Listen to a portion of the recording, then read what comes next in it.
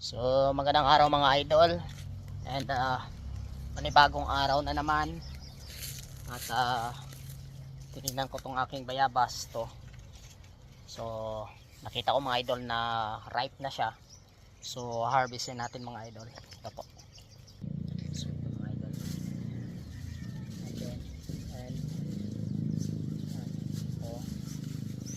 So ripe na siya mga idol. Kunin lang natin, harvestin natin. And so ito na.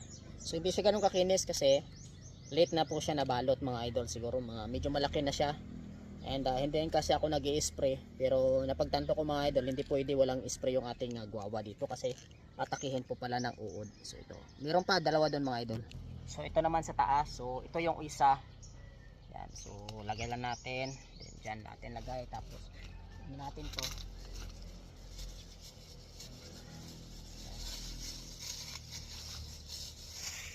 Yun. So ito mga idol, ripe na to kasi pag nasumubra kasi to masisira din kasi walang spray. So tatanggalin natin. So, ito na siya mga idol, oh. Ripe na, hinog na. Diba? So ang tawag sa bayabas na to ay apple guava. Guapol ang tawag nila. So ngayon mga idol, magpo-propagate tayo nito. So kumuha ko ng idea sa mga seminars and magtatanim tayo. Magkakaroon ako ng seedling. So balang araw dito puno na to ng bayabas mga idol. So yun. At ngayon namumulaklak naman siya. So alagaan lang natin. So yun na po mga idol, oh. Ganito po yung kapag may tanim ka, may aanihin ka mga idol. So maraming salamat, God bless, and pag may seedling ako, bumili kayo mga idol ha. And good evening mga idol. Ito yung ating saging. And tawag nito na tumba dahil sa sobrang lakas ng hangin mga idol. Ayun, oh. So ito na siya ngayon. Hindi na tayo pinahirapan. So, ayan. Ayan. And yung ating pusa, yun, oh, nanganak na.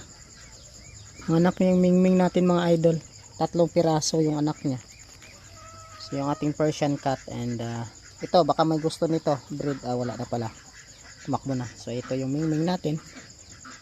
3 piraso po yung kanyang anak mga idol. So it's a blessings. Ayan, oh. 1 black and 2 parang gray. So ito, kunin natin to, harvestin natin to ngayon at pagbibigay tayo sa office bukas. Yan, kasi sarap to mga idol. Kunin natin to. Ayos. Alright mga idol, oh.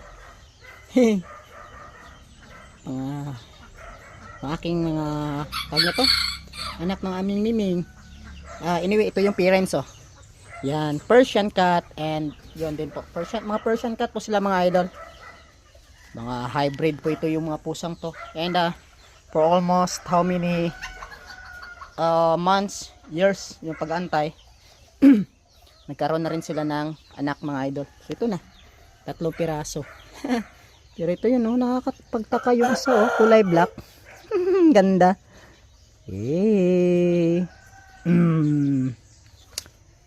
Kaya lang hindi natin mahanap yung birth certificate ng mga parents nito. Pero ito may mga papel kasi to. Yan sila, may mga papers po yan.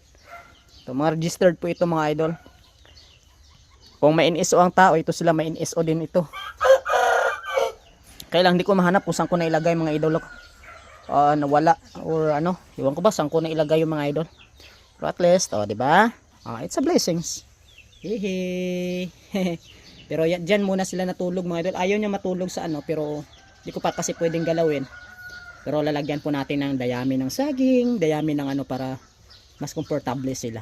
And then yung tulugan, nilabhan kasi yung tulugan nila.